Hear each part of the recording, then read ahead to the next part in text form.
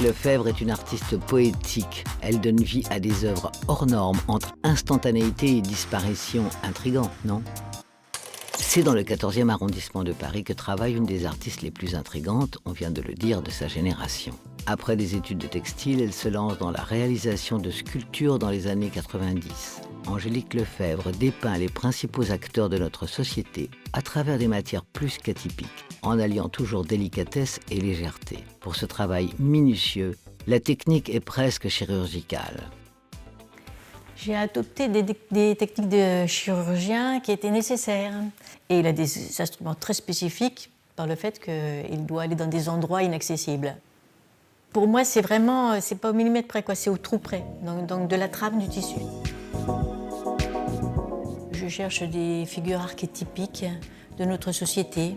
Les bustes que je vais faire dans cette matière-là, dans l'organdie et en résine, sont des personnages qui me semblent récurrents, des personnages que l'on voit, qui expriment quelque chose de notre société.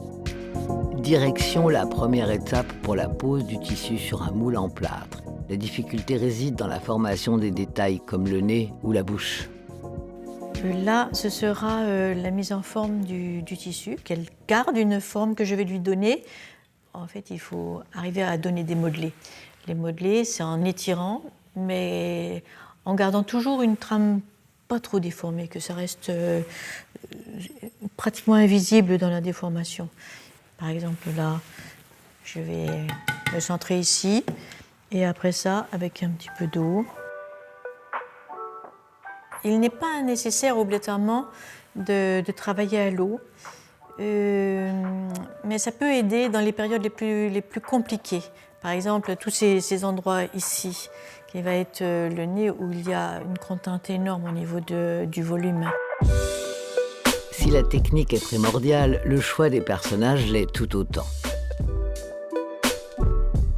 J'ai fait beaucoup de personnes qui n'étaient pas connues spécialement.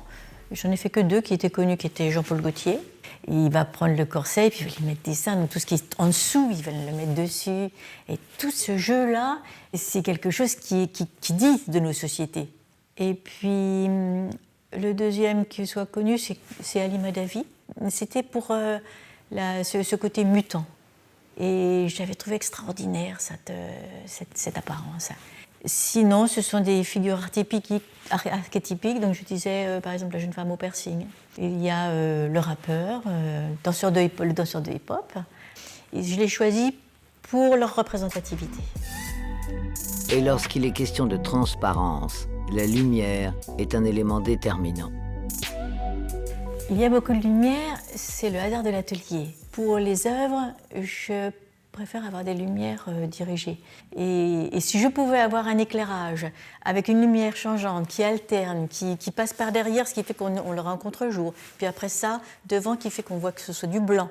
Et on n'a plus les transparences. Par exemple, les sujets humains représentés vont être travaillés de telle sorte que je vais accentuer quelque chose de ce que je veux exprimer d'eux.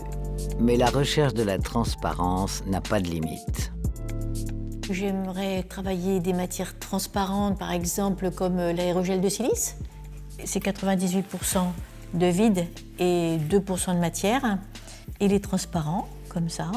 On dirait que ça existe et en même temps, ça n'existe pas. Ça a été fait par un astronome, je crois, qui voulait analyser les rayonnements cosmiques. Quand les rayonnements passaient, ils étaient déviés et ça permettait de les analyser. Chaque œuvre nécessite minimum plusieurs semaines de travail, mais pour certaines, c'est beaucoup plus. Je pense qu'on peut être de plus d'un mois pour le minimum à plusieurs années, si c'est le CRS, par exemple. Mais en sachant quand même que c'est une œuvre qui ne s'est pas faite d'un seul jet.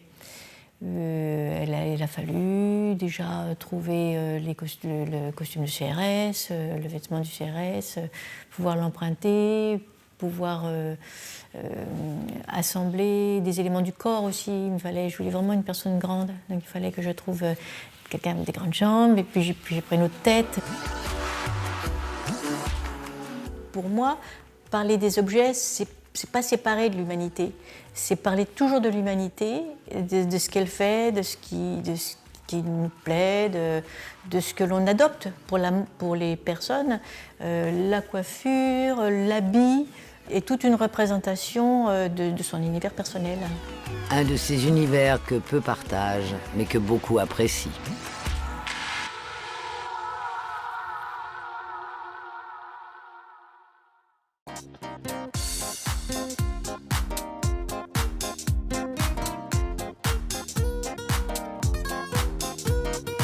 Les femmes sont toujours trop habillées et qu'elles ne sont jamais assez élégantes.